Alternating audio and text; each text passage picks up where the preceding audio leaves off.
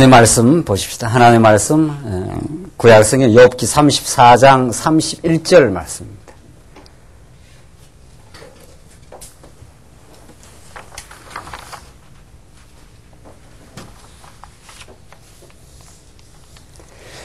우리 하나님의 말씀 구약성경 욥기 34장 31절 말씀입니다. 이 차이신 줄 알고 봉독 드리겠습니다. 욥기 34장 31절 말씀입니다. 누가 하나님께 아뢰기를 내가 징계를 받았사오니 다시는 범죄치 아니하겠나이다. 나의 깨닫지 못하는 것을 내게 가르치소서. 내가 악을 행하였으면 다시는 하지 않겠나이다 한 자가 있느냐. 하나님이 내 뜻대로 갚으셔야 하겠다고 내가 그것을 싫어하느냐. 그러면 내가 스스로 택할 것이요 내가 할 것이 아니니 너는 아는 대로 말하라. 총명한 자와 내 말을 듣는 모든 지혜 있는 자가 필연 내게 이르기를 욥이 무식하게 말하니 그 말이 지혜 없다 하리라. 욥이 끝까지 시험 받기를 내가 원하노니 이는 그 대답이 악인과 같음이라. 그가 그 제위에 패역을 더하며 우리 중에서 손뼉을 치며 하나님을 거역하는 말을 많이 하는구나. 37절까지 봉독드렸습니다. 우리는 지금 욥기 말씀을 통해서 구약 성경에서 아마 신구약 성경 전체를 통해서 가장 인간의 이성적 사유를 초월하는 심오한 하나님에 대한 우리 진리를 지금 확인하고 있습니다. 얼마나 욥기의 말씀이 참으로 광대하고 그 깊이가 있는 것이냐 하는 것을 우리 욥기 구체적인 내용을 통해서 지금 확인하고 있는데, 세 친구들 그리고 마지막에 나타난 엘리후의 그 도전의 내용을 살펴보면은 자칫하면은 그것이 굉장히 그 옳은 주장처럼 옳은 신관처럼 보이지만 알고 보면은 그것들이 보편적인 상식적 신관, 인과응보적 신관에 불과하다는 사실이 드러나고, 참으로 욥에게 행하시는 그 기묘하신 하나님을 잘 섬긴 욥을 하나님께서 만신창이를 만드시고 그 뒤에 숨어 계신 하나님입니다. 그러니까 하나님은 우리의 이성적 그 안목으로는 포착되지 않는 방식으로 숨어 계십니다. 그러시고 하나님이 영으로 성령께서 우리에게 보여주셔야 우리에게 보여지는 신입니다. 그런 하나님에 대해서 우리가 지금 이 말씀을 살피고 있고, 이 욥기라는 이 풍성한 시문학적 방법으로 우리들에게 참 정말 다가오시고 전능하실 뿐 아니라 그가 욥을 얼마나 끝까지 붙들고 마침내 그 사랑을 확정한다고 하는 그 진리를 확인하고 있습니다. 욥기가 무슨 전형적으로는 하나님의 그 전능성이지만은 궁극적으로 제가 누차 지금 이 시가서를 보는 안목을 말씀드린 대로 각 시가서는 그 한 속성이 특징 있게 드러나지만 사실은 그 다섯 속성을 함축하고 있습니다. 언제나. 욥기도 마찬가지라는 거죠. 그렇게 보지 않으면은 우리는 그 성경을 종전에 우리가 단편적으로 본 것처럼 동일한 그 오류에 빠지게 됩니다. 욥기서가 물론 하나님의 전능성을 드러내지만 이미 그 전능하신 그분이 욥을 끝까지 붙들시고 망하게 하셨다가 다시 당신의 뜻대로 행하신다는 걸 그 친구들과의 변론을 통해서 보여주시고 마지막은 흥하게 하십니다. 욥을 사랑하신다 이런 뜻입니다. 내가 너를 미워하거나 너의 행위 따라서 내가 심판하는 게 아니라 나의 주권적인 능력 따라서 섭리하시고 너를 마침내는 자녀로 부르고 흥하게 하시고 너는 내 안에서 사랑하는 자녀임을 깨닫게 하십니다. 그렇게 이 욥기서를 봐야 욥기서가 더욱 풍성하게 느껴집니다.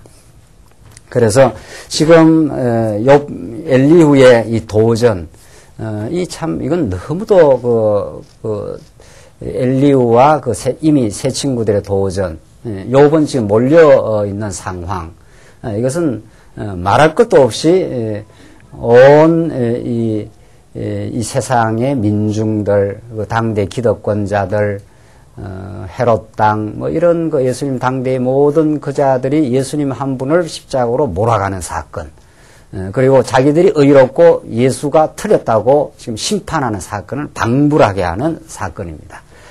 예수는 참으로 아무런 죄가 없었고 예수야말로 하나님의 아들로 이 땅에 오시고 우리의 죄를 걸머졌을 뿐입니다. 그러나 그 당대 모든 그 심판자들, 허탄한 심판자들은 예수를 범법자로 잘못된 것으로 몰아갔습니다. 오늘 이 욥기의 이 상황은 너무도 장차 오실 메시아가 정말 몰려가는 상황을 잘 보여주는데, 오늘 본문 내용은 우리 지난 시간 그 엘리후의 그 그릇된 신관을 지금 확인하고 있는데, 34장 오늘 봉독드린 말씀은 욥을 이제 책망하고 욥이 회개치 않는다. 욥 너가 지금 범죄했기 때문에 하나님부터 이 엄청난 심판을 받고 있는데도 끝까지 회개하지 않는다. 이렇게 욥을 몰아가는 겁니다. 35절만 한번 보십시오.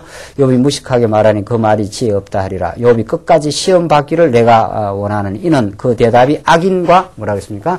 같음이라.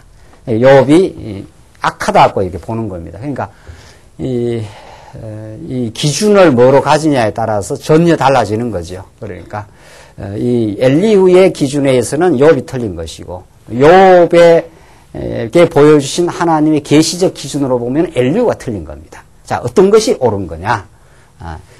우리는 싸움을 우리는 언제나 하고 있습니다.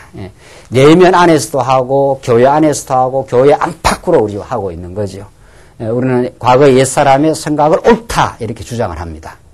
우리가 살아가면서 옛사람이 살아온 그 부패된 생각을 언제나 옳다고 주장하고 다른 사람을 정죄하기도 이제 합니다. 그러나 성령이 임하시면은 그것이 틀렸다고 깨닫고 성령이 찾아와서 우리에게 허락하신 속사람의 판단, 성령의 소욕, 그것이 옳습니다. 이렇게 됩니다. 그렇게 우리를 의롭다 해주셨을 뿐이지 우리가 옳은 것이 없었습니다. 이것이 심판의 잣대, 우리가 세상을 바라보는 그 기준 자체가